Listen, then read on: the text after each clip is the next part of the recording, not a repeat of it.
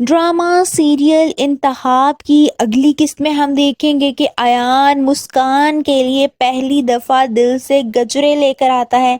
مسکان بہت زیادہ خوش ہوتی ہے، وہ خوشی خوشی ایان سے وہ گجرے لے کر پہننے لگتی ہے اور پہنتے ہوئے ایان سے کہتی ہے کہ آپ کو پتہ ہے مجھے گلاب اور موتیے کے پھول بہت زیادہ پسند ہیں، جس پر ایان اس کی بات سن کر مسکرانے لگتا ہے اور کہتا ہے کہ مجھے اچھی طرح پتہ ہے کہ موہنی کو چنبیلی کے پھول اور تمہیں گلاب کے پھول پسند ہیں، مگر روانی میں وہ یہ بات کرتے ہوئے موہنی کا نام لے جاتا ہے اور بھول جاتا ہے کہ موہنی اب اس کی زندگی سے جا چکی ہے۔ یہ سن کر مسکان کا بھی منہ بن جاتا ہے، وہ جو اتنا زیادہ خوش ہوتی ہے موہنی کا ذکر ہونے پر وہ ایک بار پھر اداس ہو جاتی ہے، جبکہ اس کے ذکر پر ایان بغیر کچھ کہے اندر کمرے میں چلا جاتا ہے۔ مسکان سمجھ جاتی ہے کہ ایان کو خود بھی برا لگ رہا ہے، وہ چاہ کر بھی موہنی کو ایان کے دل سے نہیں نکال پا رہی ہوتی۔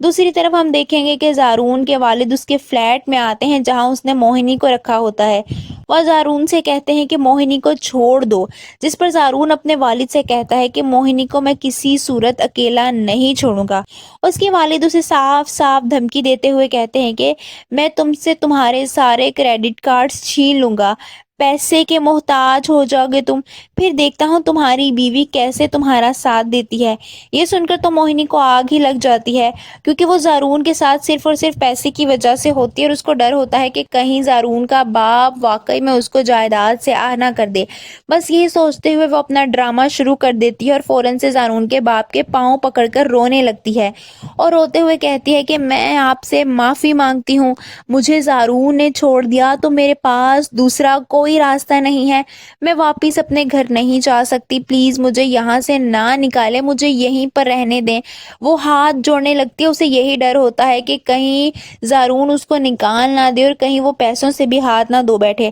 آپ سب کو کیا لگتا ہے، کیا موہنی کی یہ ساری ایکٹنگ دیکھ کر زارون کا باپ مان جائے گا اور کیا وہ موہنی کو قبول کر لیں گے؟ کامنٹس میں اپنی رائے کا اظہار ضرور کیجیے۔